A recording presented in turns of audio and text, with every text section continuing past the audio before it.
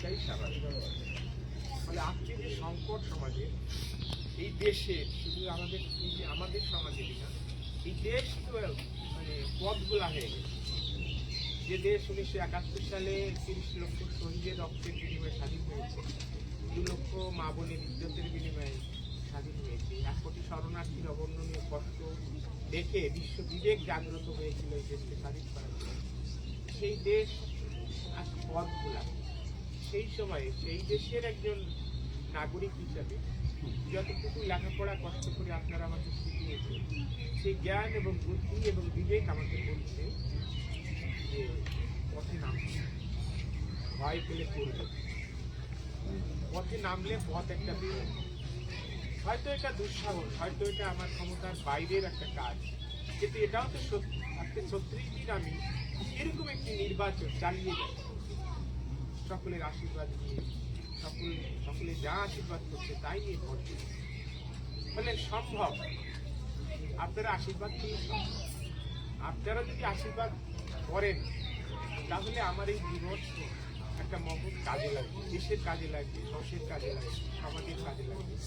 যারা বঞ্চিত মানুষ, যারা ঈশ্বরিত মানুষ, যারা খোঁজ রাখেন, তারা জানেন যেখানে আমাদের চাইতেও বঞ্চিত হচ্ছে, এখানে দলিত প্রয়োজন, তাদের জন্য আমি কাজ করি। তাদের পুরনিগুলো যখন উঠে থেকে যায় তখন আমি দুঃসাহস।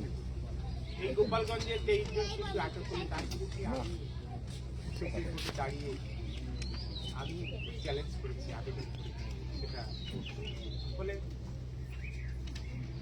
মনোবল থাকে, সাহস থাকে। হয়তো এই মাটির আশীর্বাদ আছে, হয়তো বীরেন বিশ্বাসের মাটির আশীর্বাদ আছে, দুর্নীতির মাতৃভূমি, দুই ফুলেরই একটা আশীর্বাদ আমার উপর আছে। তাই আমি কাজ করতে পারছি। তা নাহলে এইরকম একটি নির্বাচন, যে নির্বাচন মানুষ কোটি কোটি টাকা খরচ করছে, যে নির্বাচনের প্রার্থীরা যে গাড়িতে ওঠে সেই গাড়ির দাম 5 কোটি টাকা, সেরকম একটি নির্বাচনে আমি প্রার্থী। এবং শুধু প্রার্থী না, তারা সকলেই আমাকেই প্রতিদ্বন্দ্বী ভাবছে। ফলে সম্ভব, আপনার আশীর্বাদ করলে এটা সম্ভব।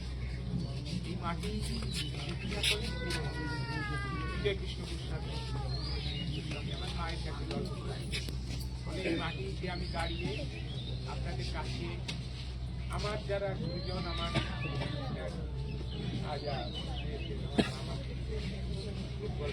তারা ভাগ্যের জন্য না, কিন্তু আমি আপনাদের কাছে আশীর্বাদ এই দুর্যোগের সময়, এই সংকটের সময়, মানুষ যে সংকটের মধ্যে আছে, দেশ যে সংকটের মধ্যে আছে, সেই সময় আমি যেন সত্যিকার অর্থেই নিজের জীবনকে নিজেকে এই সমাজের দেশের জন্য চিনিয়ে দিতে পারি। কোনো কার্পণ্য যেন আমার মধ্যে না থাকে, কোনো দ্বিধা যেন আমার মধ্যে না থাকে। আমি সেইটুকুই আশীর্বাদ আপনাদের কাছে চাই। আমি যা বলতে পারলাম, আবেগে অনেক আবেগ এসেছিল, তারপরে কিছু কথা বললাম। বাকি কথা আপনারা বুঝতে পারবেন, আপনাদের সন্তান কথা কিছু নিতে পারে, বলা যায়।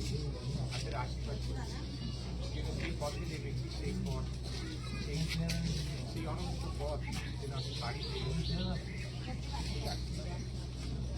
আমার